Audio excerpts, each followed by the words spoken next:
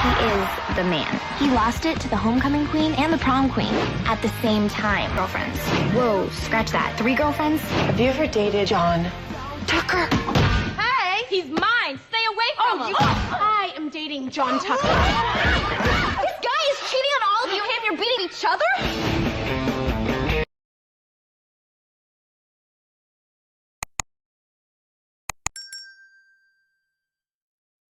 If you fight, you fail. So for those who frequent my channel, you guys know I'm almost like a broken record at this point, but I often talk about these things that I like to call temperature tests. And temperature tests are, or rather they run rampant in professional and platonic settings. However, romantic situations are no exemption from temperature test. So in other videos and other analyses, I broke down how temperature tests present itself amongst a platonic group or a professional group, for example, where a person will test your boundaries. They will test your limits to see if you will comply or see if they can easily control you and dominate you. Another thing that people will do with temperature test is they revoke or they strategically disperse attention and affection to see if you will chase them. They will see if you will pine for their attention, their approval, their validation once they step back, or sometimes they will withhold the attention and the access altogether. But it's not necessarily their intention to be apart from you or to be completely separated from you, as much as it's about their ego trip and their power trip. Rather than acknowledging the fact that there's something about you that they admire, they want to flip the script on you and put you in a position to where you're chasing them, so that they feel superior and you feel inferior.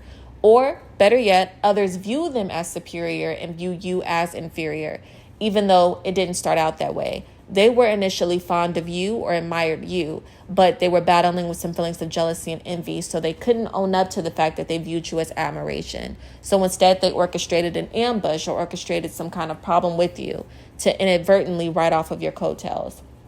But there are other instances where you are dealing with a temperature test, but it's in a romantic capacity. And I think a lot of the time, because there are so many different emotions, romance can be exceptionally intoxicating. So it can be hard for people to view their romantic encounters in an objective lens. But temperature tests run rampant in romantic relationships or amongst romantic prospects. Now, it's not a one-size-fits-all situation, so there are going to be certain people who have never encountered a temperature test.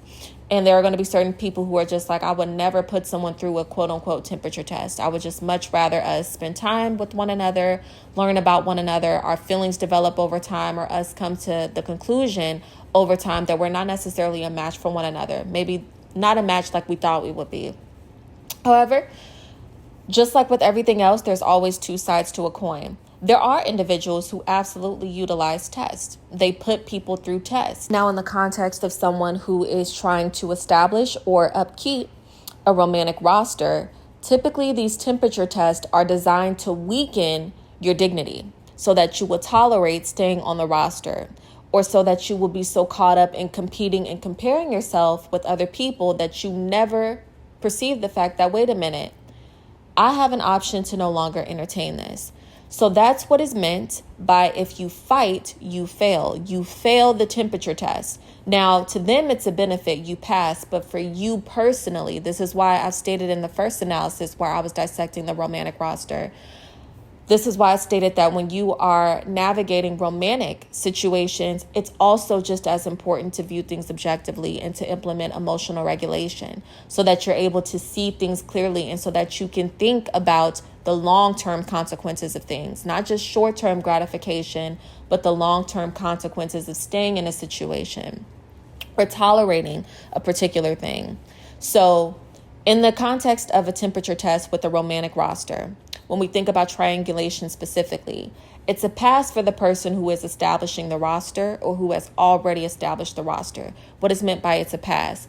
When you pass their test of putting you through the ringer, them entertaining multiple people on their roster, and rather than holding, them accountable as far as, wait a minute, this isn't what I personally agree to, you shift your attention to competing and fighting and talking down to all the other people on the roster. This person is internalizing it as perfect. So now I know that this person is going to tolerate me cheating. I know that this person is going to tolerate me entertaining multiple people at the same time, even if I know that's not what we initially agreed upon. To be fair, there are absolutely instances where one person or a couple of people in, this particular situation, they were placed on a romantic roster and didn't know about it, until they found themselves in a pickle, for lack of better words. It's also very common that these individuals, they do not prefer to fight, but they're dealing with an individual who is interested in competing and fighting and comparing. It's in your best interest to pay that person dust. So as I've stated before starting, this series on my channel, that since I am a woman, I can only speak from a woman's perspective. So we're going to be specifically honing in on women to women dynamics. Now, another thing about it is this, and this is dissected in the book Green Eyes, the erotic and romantic envy excerpt.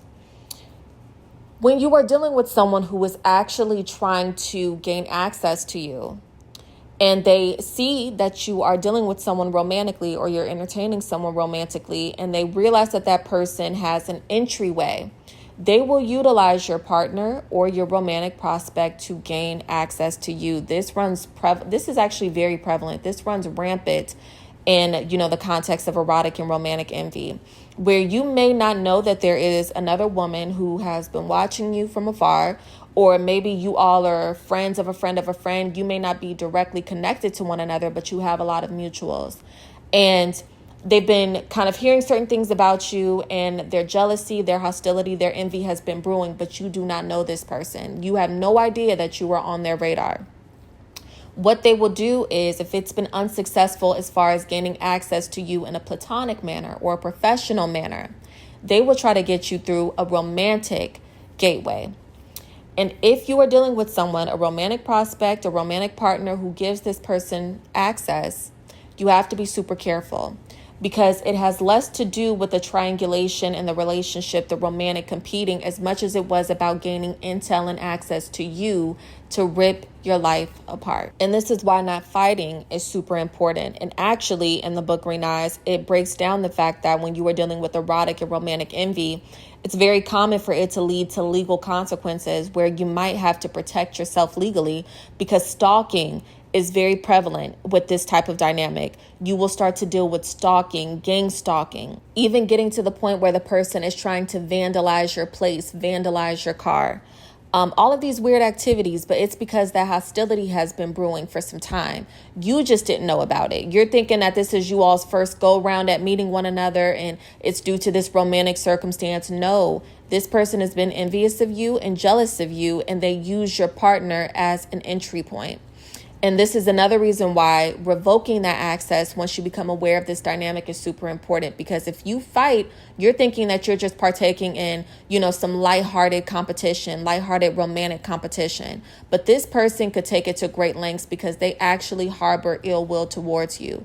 It has less to do with the romantic relationship or you guys competing for romantic affection, as much as it was about, for this person, gaining access to you by any means necessary to put you in harm's way. And to explain what I mean by if you fight, you fail further, I'm going to read from an excerpt in the book, All Strings Attached, The Queen's Quarrel. If you fight, you fail. When one is faced with romantic triangulation, they have to not react out of pride and ego. Not only does refraining from impulsive behavior protect you from danger, this was dissected in the previous publication, Green Eyes, it also keeps you from biting the hidden bait. Whether the romantic perpetrator is fueling triangulation by allowing romantic prospects to battle over their affection, the result remains constant.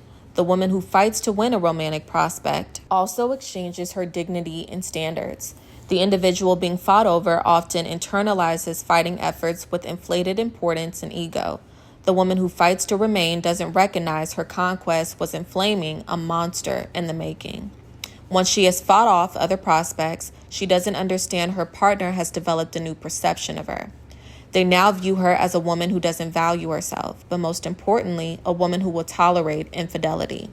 Her competitive response resulted in her partner perceiving the opportunity to capitalize on her insecurity without facing accountability. In fact, they know they will be rewarded for infidelity because their partner will fight for them to remain, rather than setting a boundary or leaving the relationship altogether. In the event of romantic triangulation, prospects must be able to discern their disrespect tolerance is being tested.